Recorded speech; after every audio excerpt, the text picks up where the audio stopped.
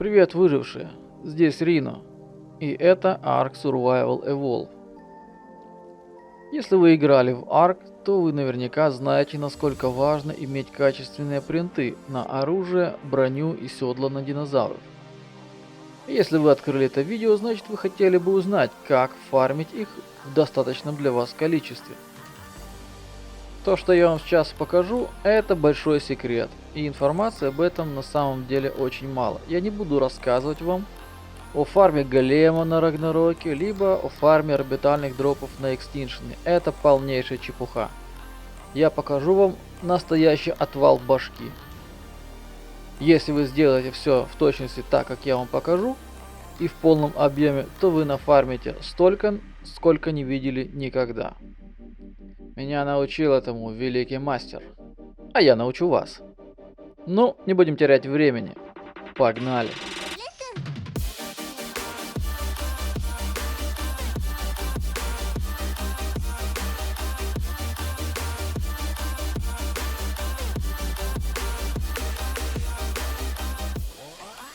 Итак, самое первое, что вам необходимо сделать, это добавить к себе в библиотеку и скачать карту Crystal Islands, Кристальные острова. Да, вы не ослышались. Те самые бесполезные кристальные острова. Раньше я, как и вы, думал, что они абсолютно пустые и ничего, кроме необычных ландшафтов, предложить нам, как простым игрокам, они не могут. Но, если копнуть поглубже, то можно обнаружить несколько весьма занятных вещей. Сегодня мы поговорим об одной из них. В качестве отправной точки я предлагаю вам найти вот эту льдину. С виду она ничем не примечательная, но в ее окрестностях находятся 3 входа 3 разных пещер, 2 из которых нам-то как раз и нужны.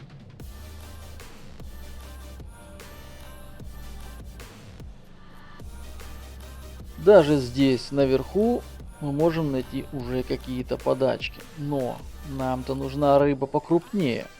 А рыба покрупнее находится в пещерах прямо под нами. Сейчас я вам покажу.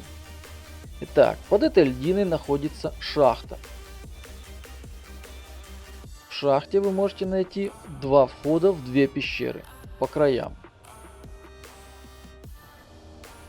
Видите, это совершенно нормальные подводные пещеры. Соответственно, для того, чтобы их исследовать и собирать подачки, вам нужно какое-то плавающее существо. Желательно с очень высокой скоростью передвижения, потому что плавать придется долго.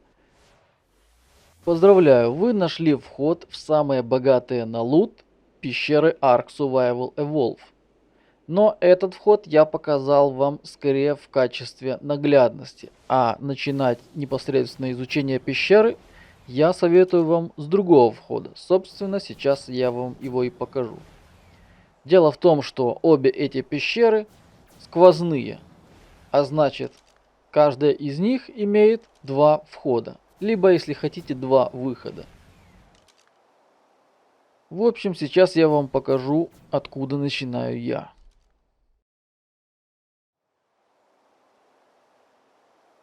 Вот это место. Оно также находится на севере. Координаты вы видите на своих экранах.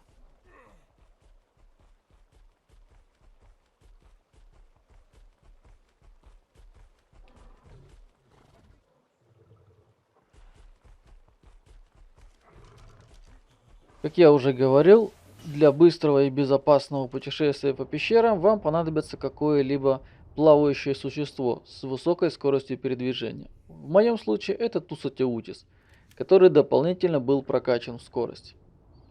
Наперед хочу сказать, что несмотря на то, что пещера находится на севере, внутри пещеры совершенно не холодно, и можно передвигаться даже в бесплатном свите с Ген 2. Все подачки в этой пещере находятся на земле, то бишь под вами. Вам нужно смотреть лишь вниз. Соответственно, попав в пещеру, вы просто плывете и собираете все контейнеры, которые находите под собой. Эта пещера имеет некоторые ответвления, но пока вы не доплывете до следующего выхода, я советую вам просто плыть по левой стене, так вы не заблудитесь. Для удобства мы можем назвать эту пещеру большой пещерой, потому что из 2 пещер она наиболее длинная. и в ней наибольшее количество подачек. Да, в этой пещере есть даже свой артефакт. Если вы сделали, как я вам показываю, и заплыли в эту пещеру с северного входа, то, в принципе, вы можете проплыть большую часть большой пещеры даже на Мейвинге, потому что до определенного момента агрессивных динозавров вы по дороге не встретите. Однако, если вы хотите лутать на всю катушку, то вы должны быть готовы к встрече с агрессивными динозаврами, такими как манты, удильщики, электрофорусы, эвриптериды, медузы, иногда мозазавры и плезиозавры. Интересной особенностью этой пещеры является то, что число одновременно доступных контейнеров с припасами невелико, но когда вы поднимаете один из них, где-то на другом месте в одной из пещер появляется еще один контейнер. Разумеется, это не работает до бесконечности, но если повезет, это позволит вам собрать значительное их количество.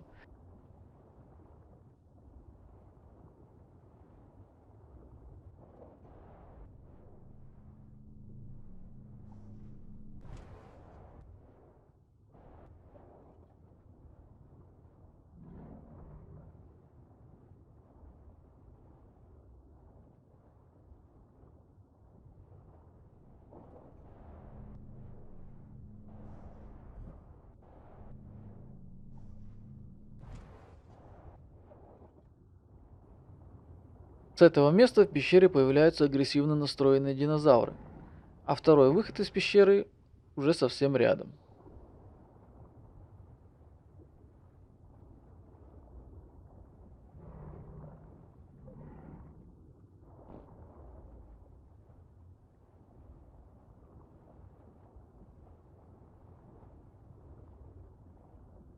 Вот он, второй выход из пещеры.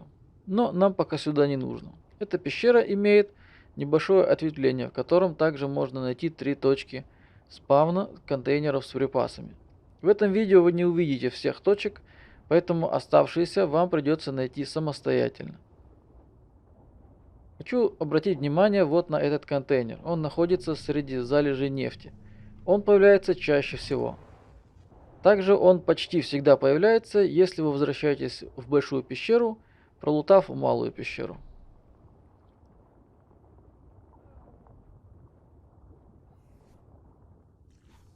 В этом боковом туннеле есть только 3 точки спавна с ящиками. И я лутаю, как правило, только 2 из них, потому что третий находится достаточно далеко, а спавнится достаточно нечасто.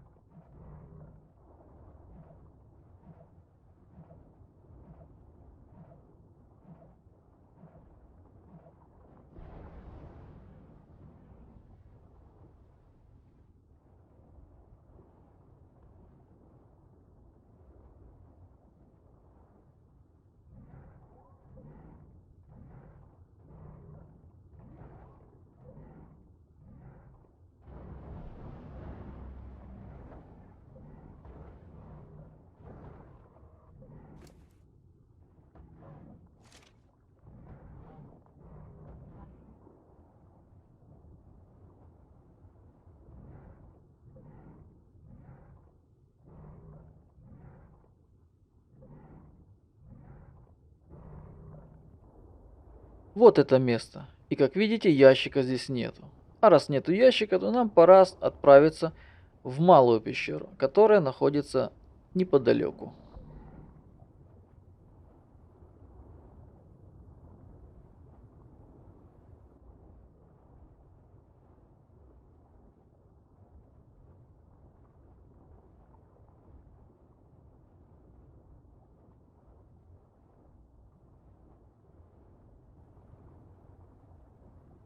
Если вы используете большого динозавра наподобие Тусатиутиса, то вам придется его перекреоподить, потому что вход в обе пещеры достаточно небольшой.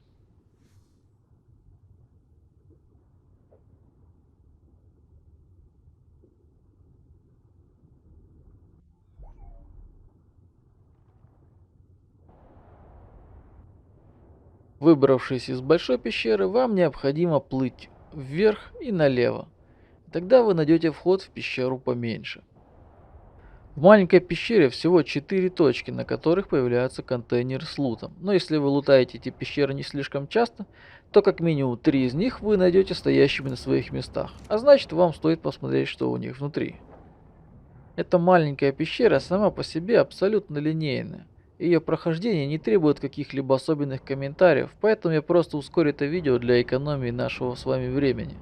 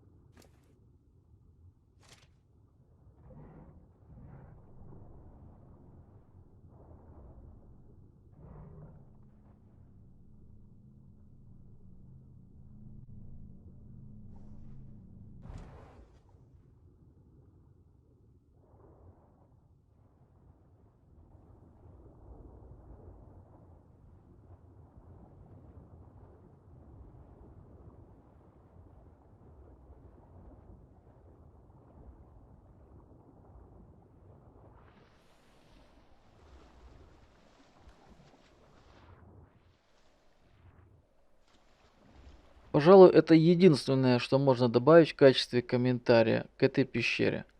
Один из ее выходов находится возле синего обелиска. Если вы собрали все контейнеры в этой маленькой пещере, то пора возвращаться в пещеру под номером 1. Там наверняка уже что-то появилось. Обратный путь вы можете проделать также через малую пещеру. Все, что вам осталось, это вновь заплыть в большую пещеру, то бишь вниз и направо. И в обратном порядке пособирать контейнеры с лутом, двигаясь к другому выходу большой пещеры. Я советую вам начать с контейнера, который появляется в окружении нефтяных камней, потому что он появляется повторно практически каждый раз. Единственное, что мне осталось добавить, так это то, что если вы не хотите заблудиться, обратно вам нужно будет плыть вдоль правой стены.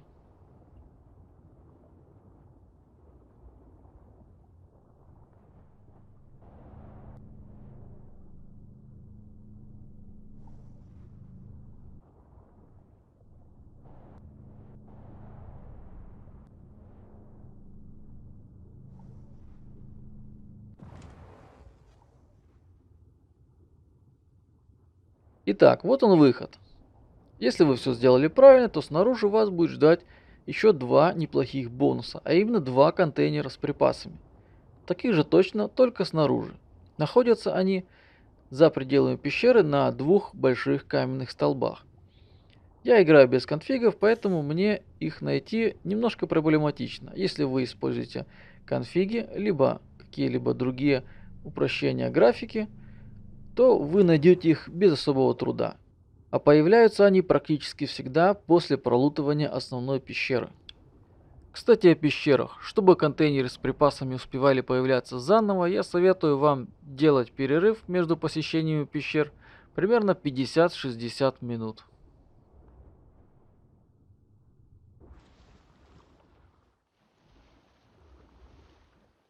Наверняка вам интересно, что же такого нам удалось залутать за один пробег. Сейчас я вам покажу. У меня тут немножко мусора, поэтому я от него сейчас избавлюсь. Да, я записываю это видео под Новый год. Так, общая картина выглядит примерно следующим образом. Более 5 строчек чертежей, а также готовых предметов, таких как броня, оружие и седла на динозавров. В этой пещере можно найти чертежи и готовые седла на таких динозавров, как Гига, Кецалькоатль, Рекс, Тусатиутис, Парацератерит. То есть достаточно редкие. В этот раз я их не нашел. Мне просто не повезло. А что если я вам скажу, что все это имущество можно умножить как минимум в 2 раза? То есть получить в 2 раза больше и в 2 раза качественнее. Вас это заинтересует? Я думаю, да. Наверняка многие из вас слышали о существовании такого замечательного динозавра, как Леоплевродон. Вы знаете, что он морской, вы знаете, как его можно томить, и вы знаете, что он дает какой-то баф на улучшение качества лута. Но самой механики его работы вы не знаете. Так вот, я вам расскажу, как он работает, а также я расскажу вам, как использовать это все в своих целях. Механику работы Леоплевродона я продемонстрирую вам на локальном сервере. Поверьте, на любом официальном PvP или PvE сервере это будет работать так же. В общем, заглядывайте в луч и берете оттуда все, что вам нравится, но оставьте что-нибудь, например, 28 волокна. Далее необходимо получить баф Леоплевродона, а получить его можно, приручив его. Так как я на локальном сервере, приручать мне его не надо, я могу его просто создать при помощи команды. Вуаля!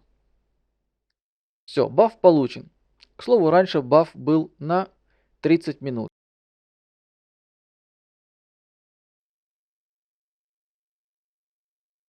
Теперь нам осталось только вернуться к контейнеру, зачаровать его при помощи нашего бафа и посмотреть, что же там получилось из этого. Итак, наши 28 волокна превратились в... Вот это поворот! Да, черт возьми, совершенно не важно, что за чушь вы положили в контейнер. Главное, что после зачарования вы получаете совершенно иной набор предметов, который мало того, что лучше по качеству, так и еще чаще всего лучше по количеству. Используя эту механику вдвоем со своим другом, вы можете лутать любые контейнеры с припасами дважды и получать от этого несоизмеримо больше. Я постарался изложить все максимально понятно и наглядно. Теперь вы сами сможете найти качественную броню и оружие для себя, а также седла для своих любимых динозавров. А это видео подошло к концу. Я надеюсь, что оно было для вас интересно и полезно. А я с вами прощаюсь. Я желаю вам всего самого лучшего. Я желаю вам исполнения желаний, так как это видео делалось под Новый год. Ну и по традиции, до встречи в Арк. Пока.